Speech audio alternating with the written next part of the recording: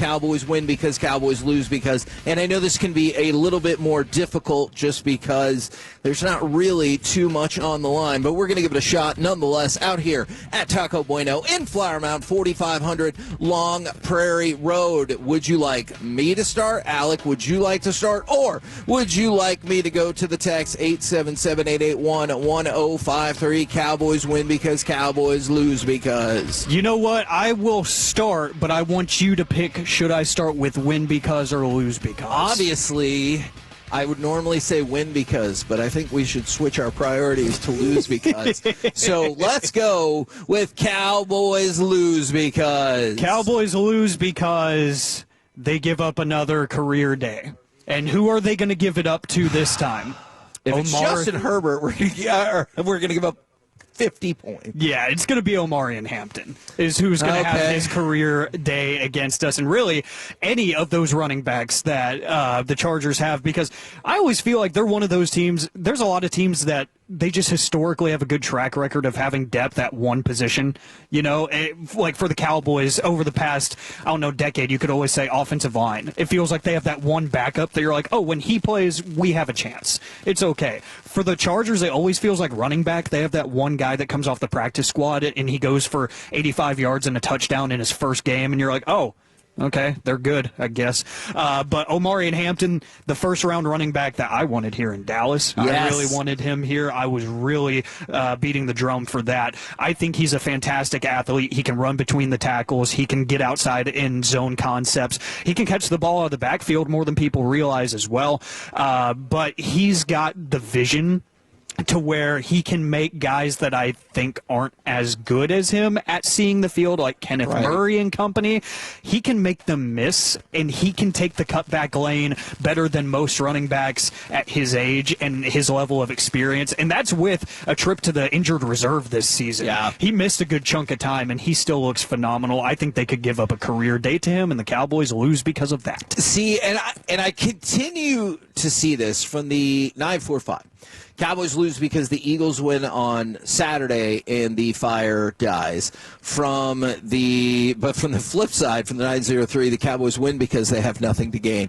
And see, and that is just fundamentally not what the key players in the organization think. That's what I think. That's what you think. Mm-hmm. But Jerry doesn't think that. Shoddy doesn't think that. And so just be prepared. I say Cowboys lose because, unlike Dallas, the Chargers have a lot of players who can get turnovers.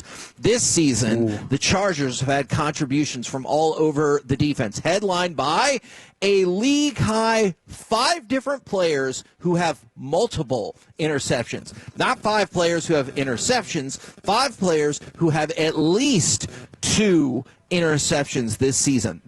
Look, we talked about it. One of the things is it's not always the most aesthetically pleasing brand of football for the Chargers, but their defense is awesome. They can force turnovers, and they win these games, and that's what matters. So I will go with that, is Cowboys lose because. And then from the 972, Cowboys lose because they sit all of their assets. I just don't think that is the case whatsoever based on everything they've said. Like, Dak Prescott is starting this game. It doesn't matter if Philly wins on Saturday. Dak Prescott is starting this game. Schottenheimer was very clear about that. I do not think you're going to see any particular, sitting in this game whatsoever. Now, where it goes from there, I don't know, but I don't think you're going to see it at all in this game. From the 254, Cowboys lose because they give up 40 points. Cowboys win because they score more than 30 points. Now, Alec, I will give you the opportunity to start on this as well. Would you like to give me a Cowboys win because? Cowboys win because they figure out that Chargers defense, and it's all because of Dak Prescott.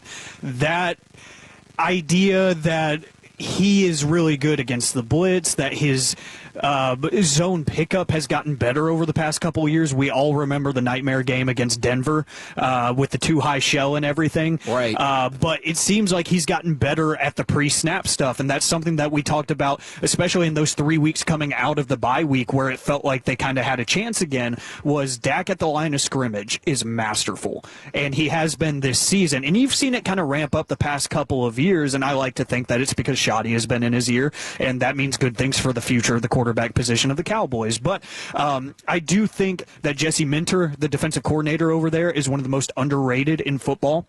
And that's all of football. I think his conceptual ability is great, but they just play a tough, hard-nosed style of defense that everybody just buys in on. And we already know that, it's been tough for people to buy in around this city to defensive concepts. When people just buy in and they understand what their assignment is on any given play, a lot of people can't name many players on that Chargers defense. Right. Deion Henley is one of the best linebackers in football. He's been phenomenal. He is awesome. He is so good. And a lot of people don't know who he is because the Chargers have 10 fans. But I do think that if they win this game, it's because Dak is making his checks at the line of scrimmage. He's identifying what he needs to get in and out of, and he's taking control of that game and taking the game plan away from the Chargers. From the 817, Cowboys win because, of course, we would win once it doesn't matter. And the Cowboys lose because they give up 35 plus points. Cowboys win because their offense is the best